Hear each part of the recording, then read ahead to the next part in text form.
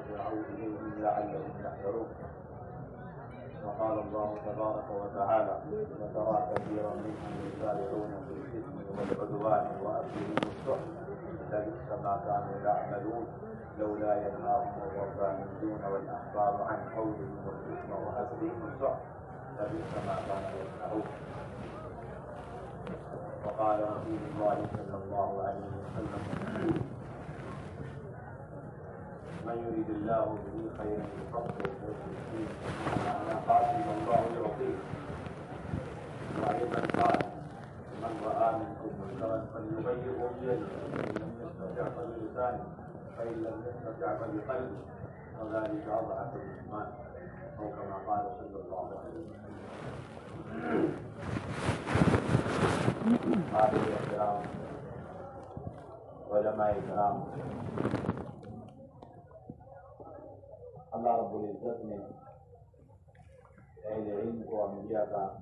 وارث اور انبیاء کا جانشین بنایا، صرف اور صرف اس علم کی نسبت اور اس علم کی بنیاد پر. اور اللہ رب العزت نے اہل علم کے لیے اس علم کی بنیاد پر دنیا اور آخرت میں وہ وعدے فرمائے ہیں جو عامت الناس کے لیے، وہ فضائل ہو، وہ مناقب ہو، شمائل اہل علم کے لیے قرآن احادیث کے اندر وارد ہوئے ہیں، جس میں یہ حضرات منفرد ہیں. ان میں ان کے ساتھ کوئی صحیح منفرد ہے، اس لیے کہ علماء کرام اس علم کو لے کر جو محنت فرماتے ہیں اور اس علم کی بنیاد پر اہل علم پر جو ذمہ داری ڈالی گئی، یہ سب سے بڑا جہاد ہے. اس لیے علامہ ابن القیم جوزی علیہ رحمہ فرماتے تھے، ان کی کتاب ہے مفتاح دار السعادہ، اس کے اندر فرماتے ہیں مجاہدین کے لوگ ایک علماء اور دوسرے میدان قتال میں اتر کر جہاد کرنے والے مجاہد. مفتاح دار السعادہ کتاب علامہ ابن القیم جوزی علیہ رحمہ کی بات کرتے ہیں مجاہدین کو. اور پھر ان دونوں میں افضل علماء کرام اور ان کا جہاد، ان دونوں جہادوں میں افضل ترین جہاد علماء کرام کا جہاد. اس لیے کہ جو جہاد میدان کا ہے وہ عارضی ہے، وہ ہمہ وقت نہیں ہے، ہر وقت کا ہے، کبھی درپیش ہے کبھی درپیش ہے. لیکن اہل علم اس علم کی بنیاد پر جو جہاد فرماتے ہیں وہ 24 گھنٹے کا ہے، امت کے ہر طبقے کے ساتھ اور ہر فرد کے ساتھ، ہر آن ہر لمحے شیطان کی طرف سے امت کے تمام طبقات، خواص سے عوام میں ان کے عقائد پر بھی وسائل کی شکل میں ہم نے، اور ان کے عبادات اور معاملات کے اوپر بھی تنبیہات کا سلسلہ 24 گھنٹے ہر آن اور ہر لمحے، اور اس کا علاج صرف علم اور اہل علم کی مشورہ. اس حیثیت سے اس جہاد میں علماء کا کوئی شریک ہے، اس جہاد میں دوسرے حضرات کی شریک ہے، جتنے بھی شجاعت اور بہادری دلیلی اس کو شریک ہے. لیکن اس جہاد میں اہل علم کے شریک اور صحیح سے وہ ہو سکتے ہیں جن کے پاس علم ہے. اس لیے علامہ ابن القیم جوزی علیہ رحمہ نے بہت ہی قوت کے ساتھ اور بڑے وثوق کے ساتھ اور بہت اعتماد کے ساتھ یہ بات لکھی ہے کہ میرے نزدیک سبیل اللہ کے مصداقوں میں سب سے بڑا مصداق تعلیم و تعلیم ہے. سبیل اللہ کے بہت سارے مصداق، ان میں اعظم ترین اور اعلیٰ ترین مصداق وہ علماء کرام اور ان کا تعلیم و تعلق کا سلسلہ. ان کی اپنی عبارت یہ ہے: اعظم سبل اللہ التعلیم والتعلم، اعظم سبل اللہ التعلیم والتعلم.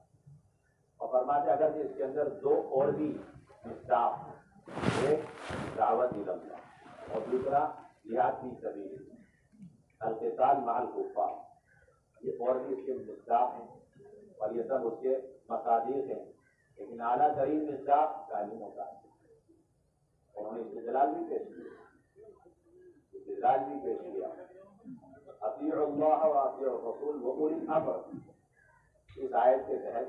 علماء صحابہ کی رائے اور ان کی تفسیر یہ کہ اس کے اندر اولی الامر میں دو حضرات ہیں, ایک عمراء اور حکام ہیں, سلاطین ہیں, خلفاء, اور دوسرے نمبر پر علماء. وہ حضرات سیف و سنان کی بنیاد پر جہاد کرتے ہیں, اور یہ حضرات اپنے علم اور اپنی لسان کی بنیاد پر جہاد کرتے ہیں. اعلیٰ ترین اسلام تعلیم ہوتا ہے.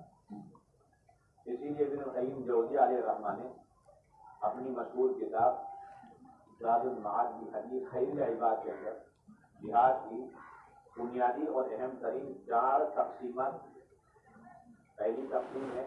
جہاد نفس, دوسری تقسیم جہاد مع شیطان, اور تیسری تقسیم جہاد مع اہل الکفر مع الکفار والمنافق, اور چوتھی تقسیم ہے جہاد مع اہل البدع والمنکرات. یہ 4 بنیادی تقسیمات. اور جہاد شیطانی جہاد نفس کے اندر انہوں نے 4 بنیادی قسمیں بیان. پہلا علم کو سیکھنا اور ہدایت کو حاصل کرنا. علم کو سیکھنے ہدایت کے حصول میں اپنے نفس کے ساتھ جہاد کرنا.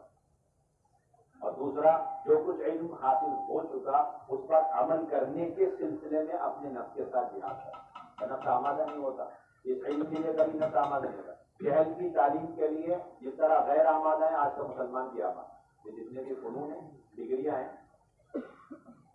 1 نمبر کا جہل, 1 نمبر کا. اس علم کی اگر کوئی ضد ہے اس دنیا کے اندر یہ سارے فنون. اور افسوس یہ کہ علم کے سیکھنے سکھانے کے لیے علمی مراکز اور مدارس بہت کم پیمانے, کم مقدار ہے, اور جہل کے مراکز اور جہل کی تعلیم و تعلم کے لیے ان گنت اور لامحدود کالج اور یونیورسٹی. یہ خود تنزلی اور انتہائی کمزوری کی بات ہے. جہل کے لیے اتنے سارے انتظام, اتنی ساری شکل, جس پر کوئی بات نہیں. اور مسلمانوں کو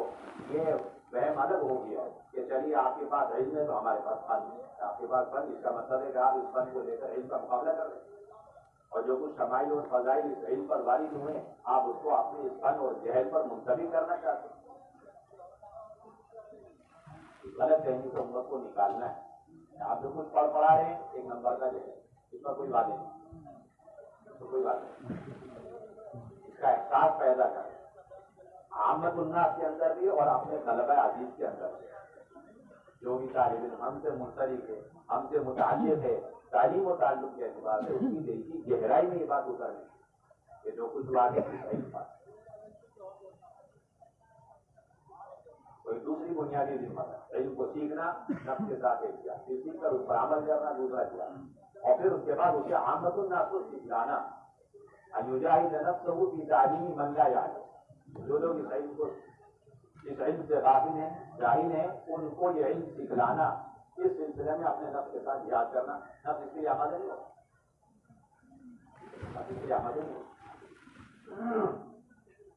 امت کو تعلیم دینے کے ذریعے. اور فرماتے ہیں اگر آپ نے امت کو تعلیم دی, دیکھو یہاں تعلیم سے مراد عام ہے, طلبہ عزیز کو تعلیم دینا یہ خاص ہے. یہاں جو بار بار تعلیم کو سبیل اللہ کا اعظم ترین اور سب سے بڑا حصہ قرار دیا جا رہا ہے, وہ صرف اور صرف طلبہ عزیز کی تعلیم و تعلیم کے اندر منحصر نہیں ہے. آپ کو یہ بات اچھی طرح معلوم ہونی چاہیے کہ ہم طلبہ کو پڑھا رہے ہیں, اور امت کا 95 نہیں 99 طبقہ وہ قابل علم سے ان کو نہیں پڑھایا گیا, تو ہم نے تعلیم کا حق ادا کر لیں گے, آپ نے تعلیم کا حق ادا نہیں. آپ تعلیم بے شک دے رہے ہیں, لیکن طلبہ کو دے رہے ہیں, طالبین کو دے رہے ہیں, اور جو بے طلب امت کا طبقہ ہے آپ انہیں تعلیم بھی دے رہے ہیں. اور آپ کے لیے فضائل اس وقت مکمل طور پر آپ کے لیے حاصل ہو سکتے ہیں جب آپ طالبین اور غیر طالبین دونوں طبقوں کو برابر توجہ کے ساتھ تعلیم دینے کی ضرورت ہے. اس کے علاوہ جہل کا کوئی علاج نہیں ہے ہمارے, اور نہ علم محدود ہو جائے اور جہل غالب ہو جائے. ابن القیم جوزی علیہ الرحمہ نے جو تیسری قسم جہاد نفس کی فرمائی بولی ہے, المجاہد نفسہ فی تعلیم من لا یعلم, یہ نہیں کہا فی تعلیم طالب علم, جتنے بھی اس امت میں من عام ہے، کلمہ بھوما میں آپ کے یہاں کلمہ ابہام، جتنے بھی اس امت کے اندر مرد عورت جوان بوڑھے امیر غریب تاجر کاشتکار جتنے بھی قسم کے لوگ اس علم سے غافل جاہل ہیں، ان کو دین سکھلانے کے سلسلے میں نفس کا جہاد کا، اگر آپ نے ایسا نہیں کیا تو پھر سخت ترین بھائی کتمان علم ہے۔ چنانچہ فرماتے وَإِلَّا كَانَ مِنَ الَّذِينَ يَكْتُمُونَ مَا أَنزَلْنَا مِنَ الْبَيِّنَاتِ وَالْهُدَى مِن بَعْدِ مَا بَيَّنَّاهُ لِلنَّاسِ فِي الْكِتَابِ أُولَٰئِكَ يَلْعَنُهُمُ اللَّهُ وَيَلْعَنُهُمُ اللَّاعِنُونَ۔ اور اتنے پر اکتفا نہیں کرتے، آگے فرماتے ہیں اس کا نتیجہ یہ ہوگا کہ وَلَا يَنفَعُهُ عِلْمُهُ، یہ علم جس کی ہم امت کو تعلیم نہیں دے رہے، یہ صاحب علم کے حق میں بھی نافع اور نفع بخش نہیں رہے گا۔ وَلَا يَنفَعُهُ عِلْمُهُ، ابن القیم جوزی علیہ الرحمہ کی اپنی عبارت زاد المعاد کی حدیث خیر العباد، اور آگے فرماتے ہیں کہ وَلَا يُنْجِيهِ مِنْ عَذَابِ اللَّهِ، یہ علم صاحب علم کو اللہ کے عذاب سے نجات نہیں دلاتا۔ اگر تعلیم کا سلسلہ نہیں، امت کے تمام طبقات کو تعلیم میں ہم نے مشغول نہیں کیا اور امت دین اور علم سیکھنے میں ہمارے ساتھ مشغول نہ ہوئی، اس کے نتیجے میں جہل میں مبتلا ہو کر اور پھر وہ جہالت عام ہو کر اس کے نتیجے میں سارے منکرات وجود میں آئے اور اس کی بنیاد پر اللہ تعالیٰ کی طرف سے عذابات کا سلسلہ اور عذابات کا نزول ہوا، تو جس طرح وہ منکرات میں مبتلا حضرات اس عذاب سے نجات حاصل نہیں کر سکتے، اسی طرح وہ حضرات بھی اس عذاب سے نجات نہیں پا سکتے اپنے علم کی بنیاد پر جنہوں نے ان کو تعلیم دی، جنہوں نے ان کو تعلیم۔ اور پھر چوتھی بات کہ تعلیم و تعلم اور اس علم کے حصول اور اس علم کو امت تک پہنچانے میں جو تکالیف اور ناگواریاں ہیں اسے اللہ کے لیے برداشت کرنا اور نفس کو اس پر آمادہ کرنا، ان یجاہد نفسہ فی تحمل الشدائد والمشاق التي تأتي علیہ اثناء التعلیم۔ یہ تعلیم و تعلم کے دوران جو تکالیف ناگواریاں مزاج کے خلاف طبیعت کے خلاف مختلف اجناس ہیں مختلف طبقات ہیں، انہیں تعلیم دینے میں جو ناگواریاں ہے اسے اللہ کے لیے برداشت ہماری بنیادی ذمہ ہے۔ جہاد نفس کے 4 قسم ہیں اور اس کو حضرت تھانوی علیہ الرحمہ نے اعلیٰ ترین جہاد قرار دیا۔ جہاد نفس کو، مجاہد نفس کو تمام اصولین اور اہل اللہ نے اعلیٰ ترین جہاد قرار دیا۔ حتیٰ کہ ثانی علیہ رحمہ فرماتے بیان القرآن کے اندر کہ بے شمار اہل اللہ اور اولیاء اللہ ایسے ہیں، علماء ربانیین ایسے ہیں کہ جنہوں نے کبھی بھی میدان قتال کا انہوں نے سامنا نہیں کیا، کبھی اترے نہیں، اس کے باوجود بھی وہ شہداء کے اعلیٰ درجے پر فائز ہیں، لیکن جہاد نفس اعلیٰ تین بنیادی جہاد، ایک تو جہاد نفس ہے، دوسرا جہاد شیطانی ہے اور تیسرا ہے جہاد مع الکفار والمنافقین فی المیدان۔ اور اس میں اصل اصولیین نے جہاد نفس کو قرار دیا، دوسرا نمبر کا جہاد جہاد شیطانی، تیسرا نمبر کا جہاد، اور جو شخص جہاد نفس سے فارغ نہ ہوا وہ جہاد شیطانی میں ناکام رہے، اور جو جہاد شیطانی میں کامیاب نہیں ہوا وہ باہر میدان میں اتر کے کفار کے ساتھ جہاد نہیں۔ یہ ہماری بنیادی ذمہ داری ہے، امت کے ہر طبقے کو تعلیم دے، یہ ہماری انبیاء علیہ السلام کے وارثین ہونے کی حیثیت سے ہماری بنیادی ہے۔ اپنی تعلیم کو سب سے پہلے ہماری ذمہ داری ہے کہ ہم توسیع دیں اور اپنے تعلیم کے اندر امت کے تمام طبقات کو شامل کریں اور داخل کریں۔ اس میں کوئی شک نہیں کہ مدارس کا سلسلہ ہے اور اس کے اندر فنون کی بڑی گہرائی کے ساتھ تعلیم کا ایک عمومی سلسلہ ہے، لیکن جس طرح اس کی اہمیت ہے اس کے ساتھ ساتھ اس بات کا انکار نہیں کیا جا سکتا کہ اس کی افادیت طالبین کے حد تک محدود ہے، غیر طالب اس سے مستفید ہے۔ اور حضور اکرم صلی اللہ علیہ وسلم کا تعلیم کا سلسلہ یہ تھا کہ جس طرح طالبین کو آپ صلی اللہ علیہ وسلم نے خصوصیت کے ساتھ تعلیم دی اور ان کو علم کے اونچے درجات پر آپ نے پہنچایا اور اپنا جانشین بنایا، اس طرح آپ صلی اللہ علیہ وسلم کا یہ بھی سلسلہ تھا کہ امت کا عام سے عام طبقہ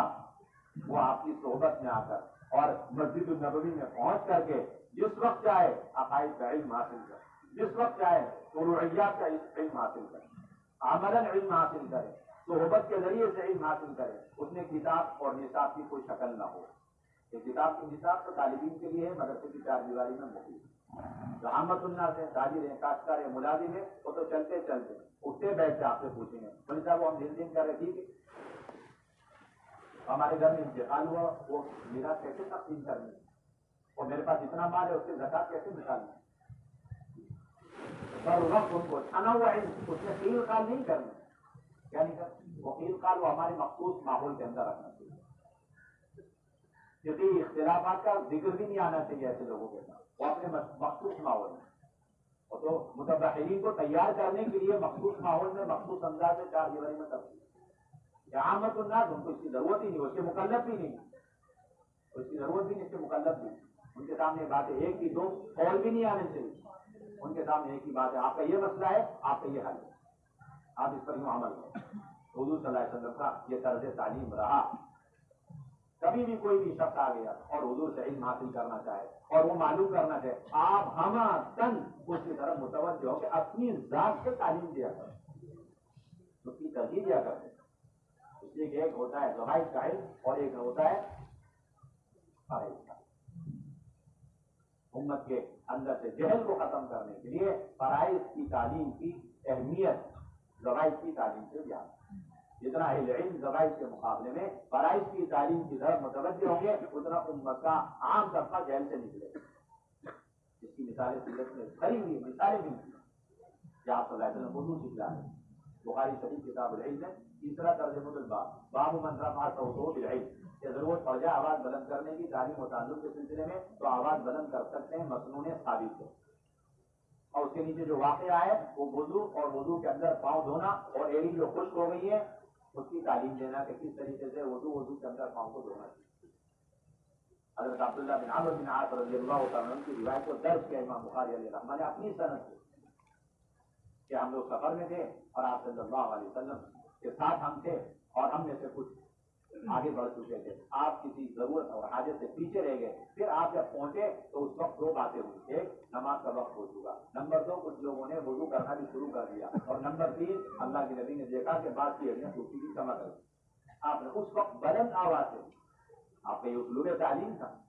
ایک جزیے کی بنیاد پر تعلیم کا ایسا دروازہ کہ اور لوگوں کو بھی اس کی تعلیم ہو جائے اور علم حاصل ہو، تو آپ نے فرمایا وَيْلٌ لِلْعَقَابِ مِنَ النَّارِ فَنَادَى بِأَعْلَى صَوْتِهِ، یہ امام بخاری کا مستدل باب من رفع صوته بالعلم، یہ تصدیق کے لیے یہ ہے اصل مقصد، آپ نے بلند آواز سے فرمایا تاکہ سب کو یہ علم ہو جائے کہ ایڑیاں خشک نہیں، بال برابر دے، یہیں سے ہم نے استنباط کیا کہ بال برابر وضو کے اعضاء خشک نہیں رہنے چاہیے، یہیں سے یہ بھی استنباط ہوتا ہے کہ آپ صلی اللہ علیہ وسلم نے سفر میں اپنی صحبت میں رکھ کر کس طریقے سے وضو جیسی بنیادی اور مہمات الدین کی تعلیم دی۔ آپ مدین میں تشریف رکھیں، آپ کا ایک مستقل مسنون طریقہ امت کو تعلیم دینے کا کہ آپ نے اس کے لیے مستقل جو جگہ بنائی عام حالات میں، تو مسجد کے ماحول کو آپ نے تعلیم گاہ بنایا، تربیت گاہ بنایا، فتوا گاہ بنایا، کیا بنایا؟ امام بخاری علیہ رحمہ نے اس کی وضاحت کے لیے بہت صریح باب قائم کیا کتاب العلم کا، باب ذکر العلم والفتیہ فی المسجد، باب ذکر العلم والفتیہ فی المسجد، کہ مسجد کے اندر تعلیم و تعلم کا سلسلہ اور مسجد کے اندر فتوے کے لینے اور دینے، افتاء اور استفتاء کا سلسلہ، اس پر مستقل باب امام بخاری علیہ رحمہ نے۔ ایک صاحب آتے ہیں اور فرماتے عرض کرتے ہیں یا رسول اللہ صلی اللہ علیہ وسلم آپ ہمیں سکھلائیں، تعلیم دیں کہ ہمیں احرام کہاں سے بن، یعنی مواقف الحج کی آپ تعلیم دیں، من این تأمرنا ان نحل یا رسول اللہ، تو آپ صلی اللہ علیہ وسلم نے فوراً بغیر کسی تاخیر کے ارشاد فرمایا کہ یحل اہل المدینہ من ذی الحلیفہ ویحل اہل الشام من الجحفہ ویحل اہل نجد من القرن، وقال ابن عمر ويزعمون ان رسول الله صلى الله عليه وسلم قال ويهل اهل اليمن من يلملم ولم ابقى هذا من رسول الله صلى الله عليه وسلم۔ علامہ عینی اور ابن حجر دونوں متفقہ طور پر یہ بات فرماتے ہیں کہ اس حدیث کا ترجمہ الباب سے جو مطابقت ہے بالکل ظاہر اور واضح ہے، اس حیثیت سے کہ ان سے آپ کا سوال اور جواب سب کچھ مسجد میں تھا اور آپ کا جواب دینا وہ بھی مسجد میں تھا، کسی سے علم کا سیکھنا سکھلانا اور فقہ اور استفتاء کا مسجد کے اندر ہونا مسنون ہے، اس پر استدلال ہو قیامت تک کے لیے امام بخاری نے مطلب آ گیا۔ ہم کسی حوائج کی وجہ سے یہ تعلیم و تعلم کے سلسلے باہر نکل گئے، جیسا کہ مولانا یاسر رحمۃ اللہ علیہ کا منقول ہے، حوادث زمانہ نے تعلیمی سلسلے کو مساجد سے باہر کر دیا، حوادث زمانہ نے تعلیمی سلسلے کو مساجد سے باہر، حوادث زمانہ تو باریک بات حضرت مولانا طرف ہماری کوشش ہے دوبارہ بہت مبارک قابل مبارک یہ مدارس کے اندر اساتذہ اور پھر طلبا اور سارے انتظامات اور کتاب اور نصاب اور ماہرین فن کو تیار کرنا یہ کم سے کم فرض عین کا درجہ ہے، فرض کفایہ کا درجہ ہے، ایسے ماہرین کو تیار کرنا فرض کفایہ کا درجہ کہ ایسے علماء ماہرین فقہ میں تفسیر میں حدیث میں وہ تیار کیے گئے ہر شہر کے اندر ہر علاقے میں۔ اس کے ساتھ ساتھ ایک اور فرض کفایہ کا درجہ ہے کہ جس طرح ان طالبین کو تیار کرنے کے لیے مدارس کے اندر کا سارا نظام اسی طریقے سے امت کے 95 جو طبقہ ہے 95% طبقہ ہے اور مکلف ہے، بالغین کا طبقہ ہے، شرعاً و مکلف ہے، علم کے وہ محتاج ہیں، ان کے تعلیم و تعلم کے لیے مساجد کی سطح پر اہل علم کا ایسا طبقہ جو اپنے تمام قیمتی اور دینی خدمات میں سے تھوڑا سا قیمتی اور خالی کر کے مسجد میں بیٹھ کر ان امت کے طبقات کو اپنی صحبت میں رکھ کر کے ضرورت کا علم بر وقت اور برجستہ دے، چھنا ہوا علم ان کو دے۔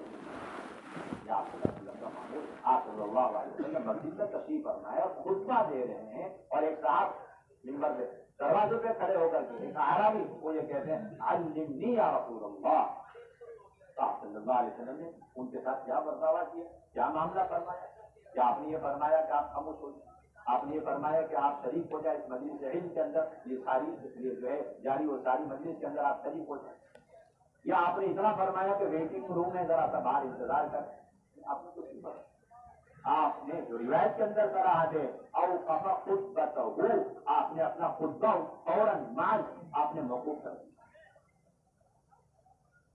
اور دوسری بات روایت میں انظر عن المنبر کہ آپ صلی اللہ علیہ وسلم منبر سے نیچے تھے۔ اور تیسری بات یہ کہ آپ صلی اللہ علیہ وسلم خود چل کر دروازے تک گئے اور وہاں آپ کے لیے کرسی لگائی گئی جس کے پائے لوہے کے تھے۔ فبدأ ان يعلمهم مما علمه الله، پھر آپ صلی اللہ علیہ وسلم نے ان کو ان کی ضرورت کا سارا علم لایا جو بھی وہ سوال لے کر کے آئے، اور پھر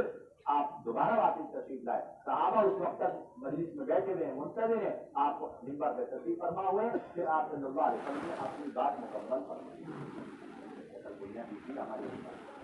ہم سب آج ارادے کریں آگے مساجد میں انشاءاللہ ہم وقت کو فارغ کریں گے، صبح کا وقت، دوپہر کا وقت، شام کا وقت، اور امت کے تمام طبقات کی تعلیم کا ہم اہتمام کریں گے۔